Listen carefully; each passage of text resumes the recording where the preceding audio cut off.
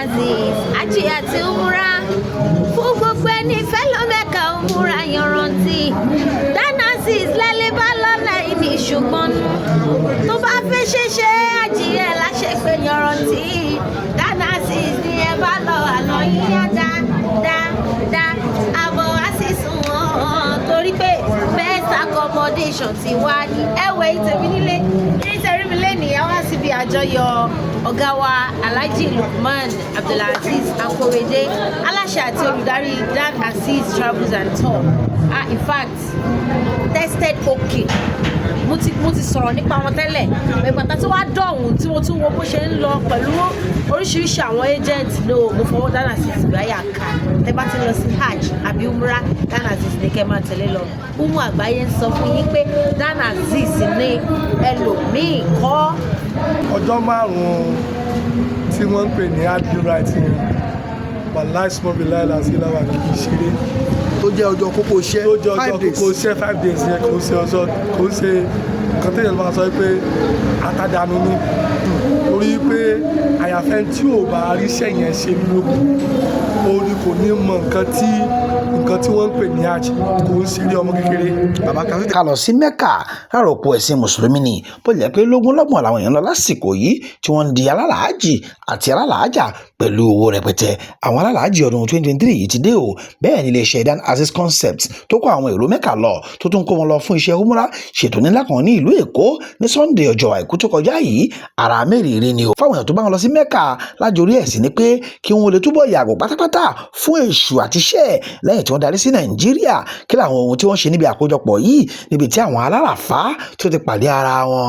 lẹ́ẹ̀kan sí i. Sheikh àmọ̀kọ́ àṣẹ ẹ̀kú òde náà orúkọ tí ilẹ̀ pẹ̀lẹ́sà. orúkọ mi ní Brunei Al-Khalifa Al-Imam Alhaj Dan Aziz Lukman Akorede tí ó nílé iṣẹ́ tí mo jẹ́ ọmọ iṣẹ́ fún gbogbo Dan Aziz Concept ọlọ́run ní ọ̀gá wa ìlú kọ́lọ̀gá ọmọ ọ̀dọ́ gba àwọn Dan Aziz àjọ iṣẹ́ ẹ̀ lèmi jẹ́ bẹ̀. èyí tẹ́ ń ṣe lé ní kíni lájorí ẹ̀ why this today. alhamdulillah tí ó bá ti di pé ọlọ́run ti mú wa lọ sí ilẹ̀ mímọ́ bá ṣe máa ń kó àwọn èèyàn tá a máa lọ ń bá wọn ṣiṣẹ́ lọ́hùn tí ọlọ́run ní ká lọ láyọ̀ ká bọ̀ láyọ̀ a máa ń dé káwa àpapọ̀ fọlọ́ nígbà tá à ń lo àṣàdúrà pé ọlọ́run jẹ́ àlọ́rí ọlọ́run jẹ́ àbọ̀rí àṣìlẹ́sẹ̀ fáwọn èèyàn wa pé kí lọ́fẹ́ lọ ṣe náà tàbá dínà máa ń fẹ́ kó wọn jọ pọ̀ pé bẹ́ẹ̀ ṣe ti àjídé yìí o kí ni tó yẹ kó fi jù ṣe wa báwo ló ṣe yẹ kán ní alálàájì báwo ló ṣe yẹ kán ní alálàájà kí ni ìhùwàsí wa táwọn fi ní máa ti ara wa bú mùsùlùmí àbí bú alálàájà àbá alálàájà àmọ́ wa dúpẹ́ àmọ́ fáwọn tó bá wà lọ àmọ́ fún wọn ní certificate wájú ọdún tó máa dàbí pé reunion lẹ́yìn àti ìdílé àti àti ìdílé wa ti máa kóra àpapọ̀ lẹ́ẹ̀kan sí èyí tí à ń ṣe lónìí nìyẹn. ẹ ti ń ṣe eléyìí sìn all this travelling and tours yìí ẹ ti ní ó tọ́jú mélòó báyìí tẹ́tí wà ní this service. alhamdulilayi bi alayi tí àwọn àna ti sọ pé àwọn àna tàbí omi àdàbí ọgbọ́n ilẹ̀ tasi díẹ̀ à ń ṣe lábẹ́ ìjọba àti tó ń ṣe lábẹ́ bí aládàáni tiwa náà bí àwọn àna ti nàkàbà ti débẹ̀ yẹn bá ṣe máa ń ṣe olóòtú yìí náà ni ìtajà ọ̀ṣẹ́ lọ́wọ́ yìí ló di bí ẹlẹ́ẹ̀kẹta bẹ́ẹ̀ kẹrin irú ẹ̀ tí a ṣe fún àwọn tí a jọ lọ tí a jọ dé. nǹkan tá a máa sábà rí ni pé káwọn èèyàn tó lọ sí hajj wọn á kó wọn jọ wọn á ṣe lecture fún wọn wọn máa tún ṣe gbòṣẹ́ tó ń ṣe lọ́hùn tí kálukú bá ti dé kálukú yọ̀ọ̀yọ̀ ò ní ẹ̀yin wá ní ẹ tún ṣe post kí ló mú post wá. mo ti sọ nínú ìbẹ̀rẹ̀ ọ̀rọ̀ mi lẹ́ẹ̀kan atọ́kùn mo sọ wípé tó fa post ni pé ìrísí ọ̀pọ̀lọpọ̀ tí a bá ti kó wọn láti Mẹ́kà èyí tí àwa tí a jẹ́ àgbèrò lọ́rùn àbáwá fún àwọn lọ́rùn látara ìhùwàsí wọn ẹlòmíì ẹ̀ pàdé ẹ̀ bí ó ṣe yẹ pàdé ìsọ̀rọ̀ sí ẹlòmíì yẹn láwọn tá a bá ti dé o aláti jẹ́ kan mọ̀ pé kí ni tó lójú ṣe wọn lẹ́yìn tí wọ́n ti hajj dé irun kíkí gbọ́dọ̀ mọ̀ pé kò pèsè Mẹ́kà gbọ́dọ̀ máa kí lọ bákan náà ìhùwàsí ọmọlúwàbí kò pèsè Mẹ́kà ìtọ́rẹ aníkàlùkù ṣe ọlọ́ kò pèsè Mẹ́kà dáadáa ẹ gbọ́dọ̀ máa lọ bẹ́ẹ̀ ni àtàwọn wáre míì ní ẹ̀ka tó yẹ kó bákan náà kó máa bá fẹ́ inú ìyẹn tó polówó lè ṣe wa pé báyìí wọ́n bá rí rọrùn lára wa lóòótọ́ kí wọ́n jẹ́ kí a mọ̀ káwọn èèyàn tún lè kán sọ fún àwọn ẹlòmíràn pé ká bá wa lọ tó bá ti di ìgbà míì. oríṣiríṣi kan la máa ń gbọ́ oríṣiríṣi kan la máa ń rí àwọn àti wọn ní ẹ̀sán díẹ̀ díẹ̀ ṣe gbogbo ẹ̀ ṣùgbọ́n tó bá tó àsìkò tó yẹ pé wọ́n lift àwọn èèyàn lọ sí Mẹ́kà ẹlòmíràn àti lọ́jọ́ mẹ́ta alo mẹ́rin ní airport kò ní lọ kò ní níbi kan dé ní wọ́n gbà kí ló máa ń fa eléyìí ta ló yẹ kó sì mójútó. tí wọ́n bá béèrè lọ́wọ́ Haúsá bá fún yẹn lóògùn pé ìlò fún kìnìún bá béèrè bí ṣe ti ṣe é rí àwọn tí wọ́n wà níbí lónìí tí à ń ṣe àjọyọ̀ fún tàǹkì káàbọ̀ láti Mẹ́kà àwọn ní kẹ́ẹ̀bí lórí yìí pé báwo ni iléeṣẹ́ Dana Assist Concept báwo ló ṣe rí alhamdulilayi alamin àwọn ò sí nírú àwọn tí ẹ̀ ń sọ ó máa ń wà bẹ́ẹ̀ lóòótọ́ o àwọn tó lè ṣẹlẹ̀ sí ẹnìkan yẹn kó wu àwọn náà ṣùgbọ́n àwa ibi tọ́lọ́ kọ́kọ́ ní káwa ṣe dé ni pé a kì í gba èrò kọjá tí a bá lágbára ẹlẹ́ẹ̀kejì ọ̀pọ̀lọpọ̀ ẹlòmíì àti ná ojúlówó àti èrè orí iṣẹ́ kó tó di bóyá àlọ́ sí Mẹ́kà àwa kì í ṣe bẹ́ẹ̀ bí a bá lọ́ba bá dé tá a fọpẹ́ fọlọ́run báyìí kódà èyí tá à ń ṣe lọ́wọ́ a kì í níyàn lára bábí lọ́wọ́ ọ̀pọ̀lọpọ̀ àwọn tó wá lónìí kò tẹ́ ta gba kọ́bọ̀ lọ́wọ́ ẹ̀ àfẹ́ tó wá ní fúnra ara òun ó wù láti fẹ́ sọpọ́ọ̀tì wàláì súnmọ́ bilẹ̀ lẹ́yìn láì gbà láti bẹ̀rẹ̀ kódà mọ́nà àtọ́wọ́n àtọ́wọ́n fẹ́ sọpọ́ọ̀tì gan a máa sọ fún ọ pé ẹjọ́ tó lọ́wọ́ àfẹ́ ní í lára nígbà tó bá jẹ́ pé ókè àwọn aláfún fún ara wa alhamdulilayi bẹ̀rẹ̀ mi ẹgbẹ́ àwọn tí ìgbà tá ti bẹ̀rẹ̀ ṣe wa àfẹ́ tó bá lòun lọ lọ́dún yẹn ló kù pé ẹ bá a tọ́jú àdìgbà mi nígbà ilé iṣẹ́ wa ayé san díẹ̀ díẹ̀ wà nínú àtọ́ àṣìfún lónìí sí ti ẹ bá bẹ̀rẹ̀ sí ní fọ̀rọ̀ wá wọn lẹ́nu wò ẹlòmí ọdún kẹrin tó ti ń sanwó ẹ̀bọ̀ díẹ̀ díẹ̀ ọdún mẹ́rin bẹ́ẹ̀ ni sà torí pé àwọn tá à ń bá ṣe àwọn onípo oníyọ̀ onírú tó pọ̀ nínú àwọn ìyá wa tó ń da díẹ̀ díẹ̀ so bó ṣe wọ́n da díẹ̀ díẹ̀ ló máa ń yẹ àwọn gan lẹ́nu pàtàkì àwọn owó ìdíye báyìí ọmọ òwe aṣọ ti tó bẹ̀rẹ̀ ni alhamdulilayi ẹni tó mú 200 wá ẹni tó mú 100 wá kódà ẹni tó sọ 50,000 àṣàwọn ìyàwó táwọn sọ pé owó ẹ̀ ti wọ 3 million ó yẹ jẹ́ àlọ́ ó máa ń yà wọ́n lẹ́nu ara àǹfààní tó wà nílé ṣe Dana Assist Concept. máa lè yan máa lè yẹ tí tọrọkọ̀bọ̀ tó ń dá tí òfin di pé bí ó bá bò mí lọ kéèyàn máa yàn ṣe fún 4 years kó dẹ̀ padà àfi ṣe kó tó fẹ́ ṣe ọgbọ́n ò lè dá sí. alhamdulilayi rẹ̀ lámì ni àwa náà kọ́ Ọlọ́run ni kò sẹ́ni tí kò ní bùkátà bẹ́ẹ̀ ni kò sẹ́ni tí kò fẹ́ràn owó ṣùgbọ́n a máa ń mójú kúrò ńbẹ̀ wípé àmọ́ náà nìkan tá a gbé dání àfi ká ṣe nǹkan yẹn bí ó ṣe ká kódà nínú àwọn tẹ́kùn wọn lè bá wa lọ́dún tá a dé yìí sìn fún díkà àbílí kejì wọ́n wà níbi tí a sanwó wọn sí ní sẹpẹsẹpẹ àwọn kan láti jẹ́ pé kí a rò pé owó tí wọ́n ti pè ó wà lọ́wọ́ wa tó bá ṣe dé yìí sìn àti pé wọ́n ẹ wá san balance yìí o ẹ wá san balance yìí o àwa náà fẹ́ràn owó kì í pa fẹ́ràn owó ṣùgbọ́n a máa ń mójú kúrò níbi owó olówó torí pé nítorí ara bàyàn lórúkọ jẹ́ púpọ̀ ní kúrọ̀ṣà. so ìlànà ńlá fáyé.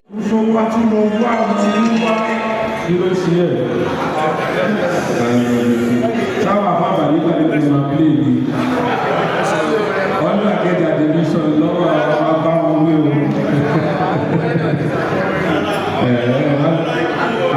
àbáfà mọ̀sí olóòṣà ní ọmọ mọ̀sí olóòṣà ìlú tó kálá tòkè tílẹ̀ ó sínú mọ̀sí màdígà lọ́wọ́ bàbá wa dáì aláti sọ lẹ́sàn tá a bá ń sọ àníyàn rí attestation rí dan ìjọ kan lóru ìkọ̀kan ṣẹlẹ̀ lóru bọ́mọ ìyá ẹ̀ lè ṣe dáni lẹ́pẹ́ pé má máa fi ní ìwòlò wà èmi ní mọ́tò náà èmi ló yẹ kí n wá gbé wàláhì azim tí o ti sí wúbà dáni lẹ́ lọ́dọ̀ lórí agbókun àbọ̀ lóru bàbá wa dáni ó ṣẹ̀ṣẹ̀ bẹ̀rẹ̀ ní o. ẹ̀mọ̀ kó àlọ́bọ̀ kí ni experience ní pẹ̀lú iléeṣẹ́ Dana Assist tẹ́ bá lọ sí hajj lọ́dún.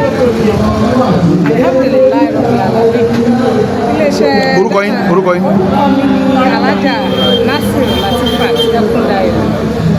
amira fún Ṣómólú gọọmenti amira Dana Assist Concept amira gbogbole usually call me. Experience mi pẹ̀lú iléeṣẹ́ Dana Assist Concept alhamdulilayi àjẹ́ àṣùpà iṣẹ́ wọn dáa gan wọ́n tún bá rìn má tòṣì má sọnù iṣẹ́ àṣepé Dana Assist Concept. ìyàrá àwọn tó ń dáwó díẹ̀ ṣé ẹ̀yin náà ṣe ti ní abẹ́ sọ́nlẹ̀ kan àti pé àwọn tó ń dá díẹ̀ náà kí ni ìmọ̀lẹ́fẹ́ fáwọn èèyàn láti lè fi lọ sí hajj kí ló lè fẹ́ gbà wọ́n. Inshallah tabarakallah gbogbo ẹni tó bá gbèrò tọ́lọ́run ọba bá pè ní ìpè ní hajj gbogbo ẹni tọ́lọ́run ọba bá pè tóun náà dẹ̀ tún gbìyànjú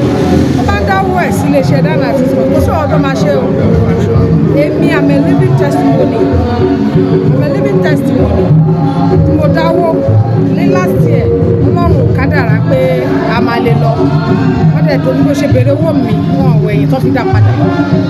ìgbà tọ́lọ́ dẹ̀ tún lọ tún yá tọ́lọ́ tún pè wá náà a tún padà síbẹ̀ lọ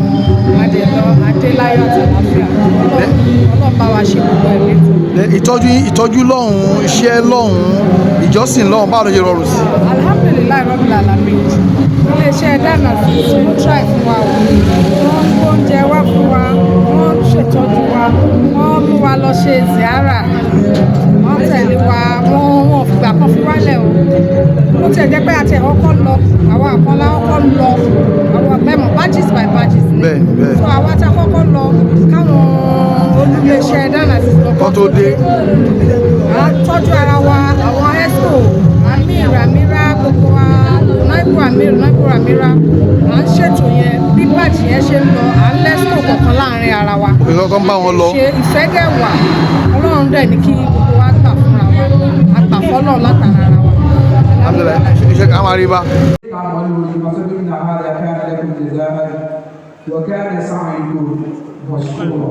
alhamdulilayi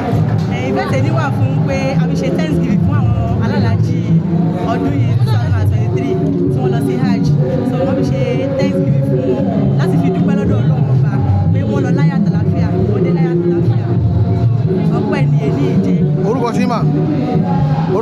orúkọ mi ni alájà Sherifa Akorede. ìyàwó Dana sí. salamu aleykum. ẹ ṣeun. الذين أنعمت عليهم غير المغضوب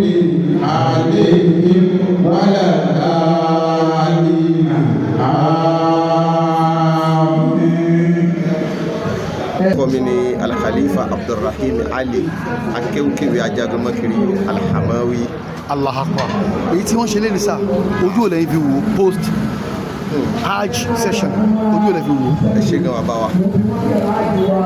mo kí gbogbo ojú tí ó ń wò wá lápapọ̀ mo ti fi àsìkò yìí mo fi ń dúpẹ́ ní ọ̀dọ̀ Ọlọ́run ọba tó ṣe wípé kò sí nǹkan kan tá a lè fún bí ó bá di oṣooṣù àwọn nẹ́fà máa ń mú bíìlì wá fún wa ó ní àwa sanwó náà tá a lò èmi ò rí ibi tọ́nà tí ní kí mú bíìlì wá káwa sanwó kí la fojú wa rí kí la fi tí wa gbọ́ àwa béèrè lọ́wọ́ kí ló fẹ́ gbà lọ́wọ́ wa Ọlọ́run ní ìgbà kankan lẹ́yìn ọpẹ́ àkọ́kọ́ ni pé ká ṣe yìí ìdí ọpẹ́ náà ló já sí gbogbo tọ́nà bá ṣe fún èèyàn láyé ní ìwọ̀n bá ti ráàyè dúpẹ́ ó túmọ̀ sí pé nǹkan yìí ò ní kalẹ̀ lọ́wọ́ ẹ̀. Allah akbar. àkọ́kọ́ náà ìpò ọpẹ́ ni torí ẹni tó bá lọ sí àjọ ọdún yìí tó bá rí bó ṣe rí yọ mọ̀ wípé ẹni ó bá lọ tó ríṣẹ́ ṣe tí ọ̀rẹ́ tí ò kú sọ̀hún tọ́nà ni ó délé kò sí tọ́kàn fún lẹ́yìn tó dúpẹ́. àkọ́kọ́ ni pé èrò pọ̀ Saudi ọ̀gbárù èrò tí wọ́n gbà lọ́dún yìí wọ́n gbárù ẹ̀rí tó ń ta ìgbárù ẹ̀rí wọn náà hayakullah tó ń ta ìgbárù ẹ̀rí wọn náà bẹ́rù yẹn ṣe wá pọ̀ tó téèyàn bá dé mùnà ẹ bá àwọn èèyàn tó ṣe pé wọ́n nínú tẹ́ǹtì wọ́n tó ń pé ta ni wọ́n sùn àmọ́ wọ́n yọ́nú sí bẹ́ẹ̀ inú wọn dùn bẹ́ẹ̀ látara wípé ṣé bọ́lọ̀ ń ka èmi náà kún ẹni tí ó wá ṣe hajj lọ́dún yìí tábà tó wá wo àràfá náà ní àràfá níbi tí àwọn èèyàn mu mi bóòrùn yẹn ṣe mú tó tí wọ́n mu mi bẹ́ẹ̀ lómi náà ń gbẹ wọ́n tún mu sí kò wá jẹ́ kẹ́nìkan kan mọ̀ nira Allah akbar. gbogbo tó lè mú ìnira wá lóníkálùkù pàdé àmọ́ Ọlọ́run ò jẹ́ kó já sí ìnira tó fi dórí kọmíṣánná Alhaji wa Elegushi àti ẹni tó jẹ́ Amiru hajj ni bàbá wa Elegushi chairman hajj gangan òun náà ni bàbá wa mo fẹ́ ṣayé àti gbogbo wọn bẹ́ẹ̀ gbogbo bíbá àlàyé ṣe rí tó bírù yẹn sì pọ̀ tó wàláhì wọ́n darapọ̀ mọ́ wa wọ́n ríra wọn fáwọn jẹ́ nǹkan kan látara wípé béèyàn bá dé àyè yẹn yóò mọ̀ wípé mo jẹ́ nǹkan lè mi yóò gbé nǹkan tó ń jẹ́ yóò gbé jù sílẹ̀ yóò fi gbogbo ayé rẹ̀ àtọ̀hún rẹ̀ yóò fi fún ọba tí ń jẹ́ ọlọ́ béèyàn bá wá délé tọ́lọ́ ni ó délé nírọ̀rùn kò sí tọ́tọ́ sí wa láyé ká dúpẹ́ lọ́dọ̀ Ọlọ́run eléyìí tá à ń ṣe ọ̀la ipò ọpẹ́ ni ayé ọpẹ́ ni pé gbogbo àwọn tí bàbá wa Dana Azeez tí mo bá wo ipò tí Dana Azeez wà kìí ṣe ẹni tó yẹ kí wọ́n ráàyè rárá wọ́n sáré tara wọn mọ́ wọ́n sáré tẹlómi ni wọ́n ṣe é débi wípé kò sí ẹni tí ọmọ Dana Azeez débi ọ̀pá ní mọ́kà kìí ṣe pé bóyá àwọn tí wọ́n kó lọ nìkan gbogbo ẹni tó bá Lagos State lọ tó bá ní ọmọ Dana Azeez ebi ò nípa gbogbo àwọn tí wọ́n wá kó lọ náà kò sẹ́ni tí ó ròyìn pé dáadáa ló ń bá pàdé bí wọ́n ṣe tọ́jú oníkálukú kò wá sí kankan tá a lè fún wọn tó pé kọ́lọ̀ bá wa dúpẹ́ fún wọn lọ torí ẹni ọlọ́run bá dúpẹ́ fún ní ìṣàṣeyọrí bẹ́yẹn bá tó wá ṣàṣeyọrí kò dàbí kọ́ ṣàṣejèrè àtàṣeyọrí àtàṣejèrè gbogbo ẹ̀ lọ́nà papọ̀ fún dáná àṣeyọrí kọ́lọ̀ mọ́ wa dáwọ́ oríire náà ọlọ́run lọ́dọ̀ ọlọ́run. àwọn tí wọ́n wá jẹ́ iléeṣẹ́ mi náà tó ń kàyàn lọ sí Mẹ́kà èyí ti rí ti dáná àṣeyọrí báyìí iṣẹ́ ò lè ní fún wọn àti mùsùlùmí ayé tó ń lọ tó ti dé báyìí kí lè fẹ́ sọ fún wọn. bàbá wa ìmọ̀ràn tí mo ní fún gbogbo àwọn tí wọ́n kó èèyàn lọ sí Mẹ́kà pátápátá èèyàn gbọ́dọ̀ ṣe ọlọ́run lára alálàájì oríṣiríṣi ẹ̀gbin lèèyàn lè bá pàdé ńbẹ̀ béèyàn bá ti bínú iṣẹ́ rẹ̀ ti bàjẹ́. Allahu Akbar. torí ẹ̀ Al-Qur'ani ti sọ fún wa wípé gbogbo ẹni tó bá lọ sí Mẹ́kà faman farada fihinna al-hajja wala rafatha wala fusuqa wala jidala fil hajj gbogbo tí ń jẹ́ràn bòkì pé kéèyàn máa bá ẹrẹ níjà kéèyàn máa bínú béèyàn bá ti gbé aṣọ fóun lọ sí hajj wọ̀ ọ gbọ́dọ̀ di ogun ẹlẹ̀ gbogbo ẹni tó bá fẹ́ kóyàn lọ sí hajj yóò fara mẹ́gbẹ̀ẹ́ tó bá rí mbẹ̀ torí àti jẹ́ gbogbo àwọn alálàájì lọ́rùn ṣé tówó ni wọ́n fẹ́ wò ni àbí tí wàhálà ti bẹ́ẹ̀ òun ni ọmọ wa ṣe wá sí fún wọn pé béèyàn bá fẹ́ báṣẹ́ rẹ̀ jẹ́ àbí kó fi sùúrù sí i torí gẹ́gẹ́ bí dáná assist lọ́ ti ṣe ẹlòmíà ní dáná assist lọ́tún dáná assist lọ́sì kò torí ẹ̀ múbínú dání pẹ̀lú sùúrù ni wọ́n fi ń ṣàlàyé fún oníkálukú bó ti yẹ kí gbogbo ẹni tí ó bá já síwájú láyé orí gbogbo ẹni tó bá fẹ́ kó yẹn lọ síbi kan láyé pàápàá láti lọ sin lọ́hùn yóò jẹ́ kí sùúrù yọ pọ̀ ìta tilẹ̀ tẹ́lẹ̀ lọ torí bọ́lá sọ fún Ànábì sallallahu alaihi wasallam ba'da al-isti'aza wal basmala ọlọ́ni wasbiri ala ma yaquluna wa'jurhum ajran jamilan ó ti mọ̀ wípé kò sí tó gbé dání ìyàwó èèyàn sọ̀rọ̀ sí àwọn èèyàn ṣàì lójútì sí ọlọ́run wa ní wasbiri ala ma yaquluna ìwà Ànábì tó lè fi sògùn táwọn èèyàn bá ń sọ òun náà ní kó jẹ́ kí sùúrù yọ pọ̀ látara táwọn èèyàn bá ń sọ gbogbo ẹni tó bá fẹ́ kó àwọn èèyàn lọ sí hajj kó fi sùúrù sí in tó bá fẹ́ ṣe torí kó lè bá ṣàṣeyọrí ládàá tọ̀dọ̀ èèyàn tó nǹkan ládàá tọ̀dọ̀ ọlọ́run òun lọ́ba ládàá.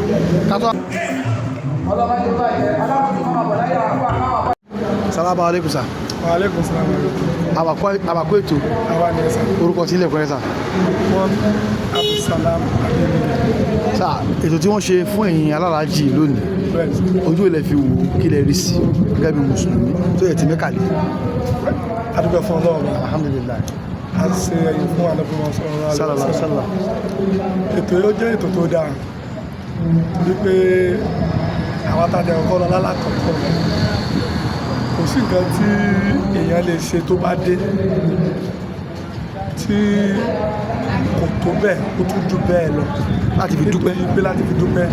torí wípé ọjọ́ márùn-ún tí wọ́n ń pè ní adil right wàláì small bill láìla sí láwà kì í ṣeré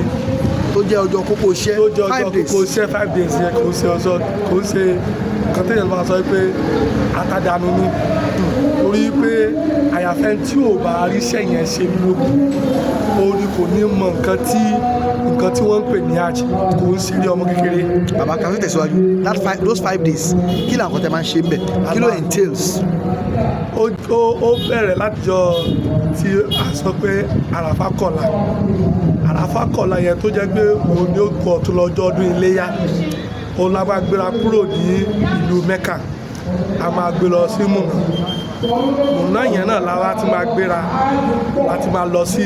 Àràfà láti gbàtà bàtí sọ pé a fẹ́ gbéra kúrò ní Mẹ́kà òun ni a ti máa make sure pé a ti wọṣọ Arab tó jẹ́ pé ìwọ́n tó jẹ́ ọkùnrin kò sí bó ṣe lè jẹ́ láyé ìgbà ìlọ́lọ́wọ́ bá fi yẹ̀yà gbogbo àwọn tá a pera wa ní ẹ̀dá adánimọ̀ràn especially àwọn tó lọ́n bá gbé sípò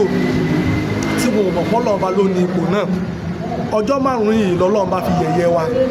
tó fi sọ pé àjẹ́ nǹkan kan gbogbo bó ṣe lè lọ láyé èmi mò ń wọ singlet ni o mò ń wọ gbá ni o ní wọ nǹkan kan kò sí nǹkan kan lára aṣọ kò wá sí pé mo fẹ́ wọ jàkáàdì mo fẹ́ wọ léèsì mo fẹ́ wọ kùpíọ̀ gbogbo nǹkan tó bá wù kó máa ní kó ní láyé wàá kó lẹ̀lẹ̀ wàá wá kúrò mọ́ ìró wàá tún wá sọ kọ́rùn white ni kò sí àwọn ọkùnrin lọ́wọ́ bá ti ẹ̀yẹ̀yẹ́ jù Allahu Akbar tó láwọn náà la máa ń sọ pé àwọn tó bá yìí Ọlọ́run rẹ̀ wá ńlẹ̀ gan ó sọ wá di nǹkan pé àjẹ́ nǹkan kan ó sọ bá a ṣe máa rí lọ́jọ́ gbẹ̀ndẹ̀ àlèkè àmọ́ ó sọ bí òun ṣe tó lánàá ó wá tún fi hàn wá bóun ṣe tó lénìí kó tó wá di ọjọ́ ọ̀la tó fi máa hàn wá Allahu Akbar kabira ọlọ́ọ̀bá tóbi tá a bá ti kúrò mẹ́rin wá gán ti mọ̀ bó jẹ́ nǹkan kan káwábí agbádé múná àwọn agbábẹ̀ lọ sáràfà ibi tó lọ́wọ́ bá ti wá yẹ̀yẹ́ wa jù pátápátá òní Mustalifa Allah inú mi dùn láti mo débẹ̀ torí pé Ọlọ́run bá yẹ̀yẹ́ wa gan kò sí bó ṣe lè tó láyé yìí mò ń so water bed ni mò ń ṣe aquarium bed ni orí ilẹ̀ ẹlẹ̀ ni wàá sùn ilẹ̀ ẹlẹ̀ ibẹ̀ mi wá sọ pé mo wá ní pé gbàgádà ayé ni rẹ̀ gbàgádà ayé ni in the sense that pé gbogbo ẹ̀ kàn rìn ó kàn tẹ́ lọ ni ìwọ tó lọ́n bá kẹ́jù òun ni wàá rí rọ́ọ̀gì fi sùn níbẹ̀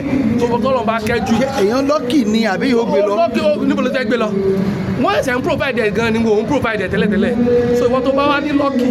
òun lọ́lọ́run bá máa jẹ́ kó rí rọ́ọ̀gì bá ìwọ tó bá rí lọ́kì kejì òun ni wàá rí ẹni irú èmi báyìí páálí kí lórúkọ ẹ̀ apple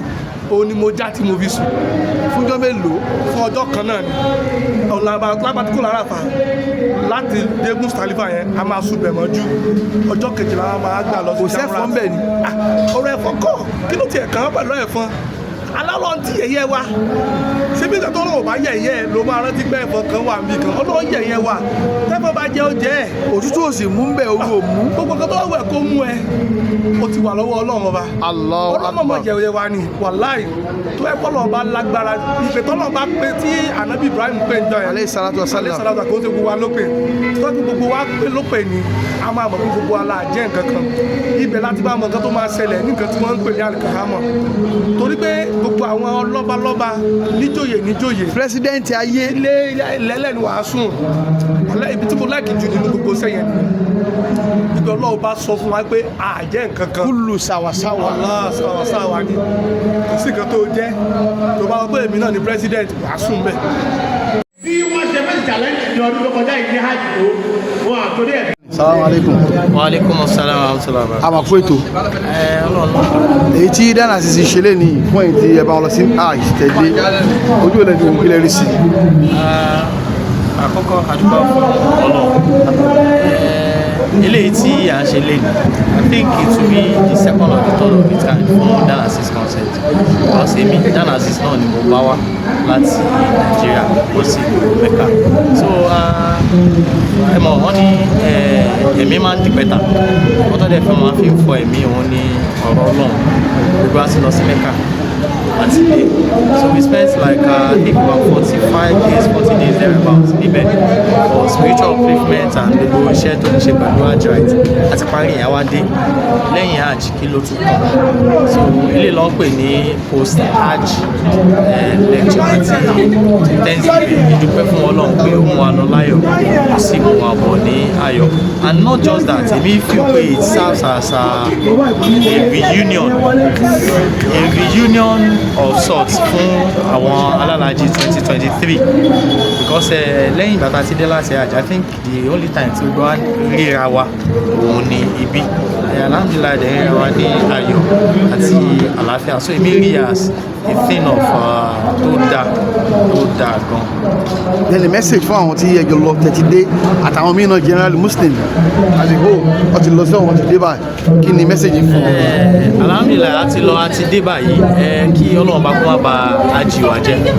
ìmọ̀ràn mi fún àtẹ̀mí tí mo ń sọ̀rọ̀ àti gbogbo àwọn tí àjọ lọ sí hajj 2023 ó ní wípé kí a gbìyànjú gbogbo eléyìí tí wọ́n kọ́ wa ní ilẹ̀ mímọ́ lọ sí abáwò hajj jẹ́ òpó ẹlẹ́ẹ̀karùn-ún nínú òpó Islam kì í ṣe pé èèyàn lọ for just sightseeing àbí fún as a tourist a lọ fún láti fulfill ìjẹ́ mùsùlùmí wa ni because it's part of what makes you to be a Muslim so a ti lọ síbẹ̀ wọ́n ti kọ́ wa gbogbo ìwà most importantly sùúrù wọ́n ti kọ́ wa ká tó lọ láti ilé bàtà wá débẹ̀ wá rí pé ó tó kọ́ kọ́ wa láti ilẹ̀ adébẹ̀ sùúrù náà ni so sùúrù tó ti kọ́ wa tó fi bọ̀ wa táwa náà ń lò nígbà táwa ní ilẹ̀ mímọ́ ní Mẹ́kà kí a má gbàgbé sùúrù yìí kí a dẹ̀ má gbàgbé ìwà dáadáa iṣẹ́ dáadáa ó sì bá lèmi kọ́ àwọn ẹ̀kọ́ kan tó ń pè ní sàdákà níbẹ̀ sàdákà ò ní ṣe pé kò ní lọ kẹ́ kọ́lé kò ní lọ kẹ́ lo millions of naira fún sàdákà ó bẹ̀rẹ̀ láti omi ní ilẹ̀ mímọ́ ní tó ń jẹ́ Mẹ́kà ẹ máa rí bí wẹ́dà wọn ṣe tó water is everywhere water is everywhere sàdákà is ó wà in generality àwọn èèyàn ó ti dàbí ó ti wà ní immune system wọn kákọ́ sàdákà ní ṣíṣe nígbà tá a débi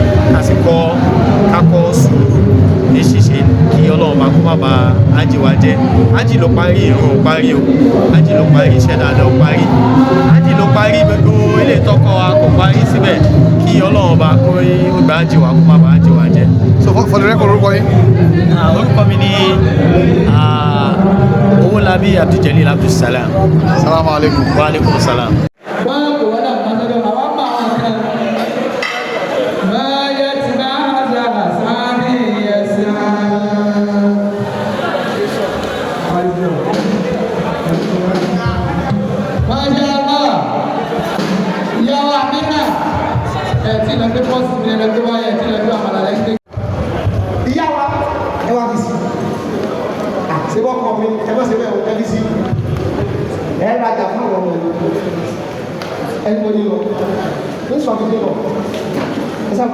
Ayé òní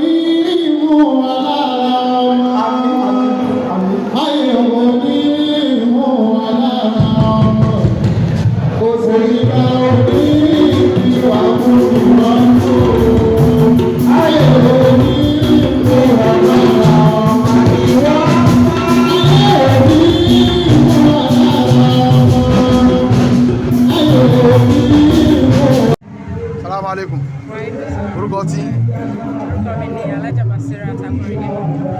Báwo lè ń gé sí Danasis? Èmi ni ìyàwó. Allahu Akbar. Èyí tẹ́ ń ṣe lé ní kí lè sọ nípa àkójọpọ̀ yìí. Alhamdulilayi Rabbil Alamin. A fi dúpẹ́ fọlọ́ àti wípé ká lè mọ̀ pé lẹ́yìn àjù iṣẹ́ ò parí síbẹ̀.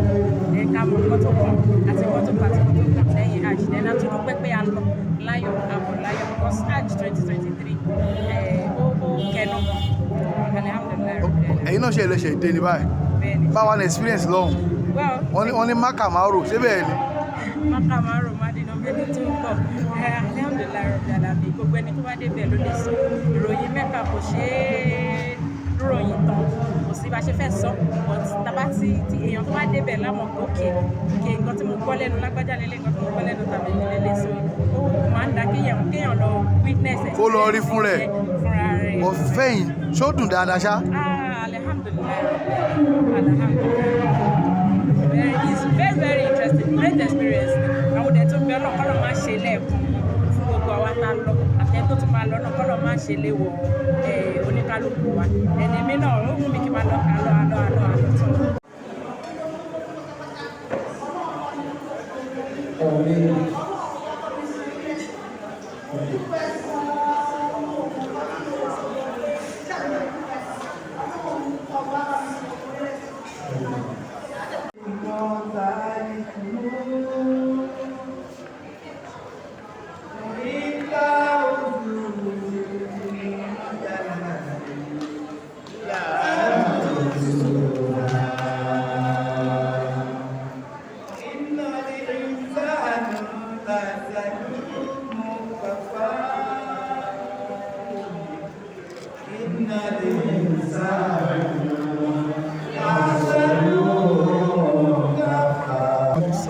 Orúkọ tí lè pẹ́. Orúkọ mi ni Alálàájì Mọ́nẹ́ṣọ́. Ọdún tí a bá àwọn Alálàájì Danasis lọ sí Mẹ́kà, kàbámọ̀ bàbá wọn lọ. In fact, àkọ́kọ́ Mẹ́kà táwọn àkọ́kọ́ lọ ní. So àmọ́ bó ṣe ń rí. Bàtà wa táwa délé táwa ṣàlàyé nǹkan táwa experience àtàwọn tó ti lọ tó wá ṣàlàyé fún àwa àríkà yàtọ̀ síra wọn. Àwa Mẹ́kà Hajj onígbàtún àwa lọ. So experience ẹ̀ ṣe rí. Ọdún rẹ̀ ń lọ. 2018. 2018 lẹ ti lọ pẹ̀lú wọn. Bó ṣe wá bó ṣe wá rí èyí tó ń tó ṣe lé ní lẹ́yìn hajj wọ́n tó wá kọ́ àwọn ọjọ́ wọn náà fẹ́ ṣe ìdánilẹ́kọ̀ọ́ bá ṣe máa ṣe kí lẹ́yìn rí sẹ́lẹ̀. In fact mo rí pé it's a welcome development torí most of our èèyàn gbogbo ọ̀tọ̀ ṣe mẹ́ka ọ̀tí gbàgbé ẹ̀ àfi ayé lọ́jọ́ òkú tọ́tẹ̀ tó ń ṣe Nàìjíríà sí ọlọ́pàá tí wọ́n fẹ́ yín lọ́ ṣe gbogbo ẹ̀ bẹ̀rẹ̀ tó máa irú kọ́tà fẹ́ ṣe ìdánilẹ́kọ̀ọ́ ló máa jẹ́ gbà kọ́tà ṣe mẹ́ka o à lọ ṣeré ń bẹ̀ o à ń kí wákàtí wa mára ń bẹ̀ à ń ṣe sàárà o à ń ṣe gbà à ń ṣàwò à ń ṣe ìbádànù tó tó máa tún wá kéré tó tún lọ́ wọn létí tó máa tún jí wọn pé kọ́tà lọ ṣe mẹ́ka rẹ̀ kọ́tí Islam sọ ká máa ṣe rè so mo fi pé it's a very good development. bó ṣe wá rí tí diocese ti ṣe yìí iṣẹ́ òde nípa àwọn yòókù lọ́dẹ pọ́n káwọn lọ sí mẹ́kà àtàwọn mùsùlùmí generally. gbogbo agencies tó máa ń káwọn lọ sí mẹ́kà mo fi pé record learn from this initiative láti máa káwọn láti pé tó máa ń dé láti mẹ́kà pé bí kẹ̀kọ́ kún wọn dé kẹ̀dà wọn lẹ̀ kọ́ tún padà sínú ayé kọ́ tún kún wọn pọ̀ kọ́ tún fún wọn ní orientation kọ́ lè ṣe fún wọn kọ́ tó lọ mẹ́kà yẹn kọ́ tún ṣe bí post hajj lecture fún wọn kọ́ lè mọ̀ ẹ́ pé àtàwọn dé yìí ojú wà lára wọn ẹlòmíì tó pé wọ́n ti wò pé àwọn ti dé láti àjò ìwà kú àwọn lọ sóòtẹ́ẹ̀lì ni òun mọtí ni òun dájú pé òun kú òun gọ́bẹ ni ìyẹn ò sínú ọ̀rọ̀ ẹ mọ́ torí bọ́lá ti lọ́kùn ọ̀rọ̀ ẹ so lẹ́jọ́ tó ṣe fún ẹ̀ a tún ṣí wọn ní àkáyè síta gbogbo àti ayé táwọn ṣe tẹ́tẹ̀rẹ̀ yẹn ìyẹn ti kúrò bẹ́ẹ̀ ni. bẹ́ẹ̀ bá ti gbọ́ sọ́sọ́ mi wọ́n ti jáde gbọ̀ngàn ní ọlá.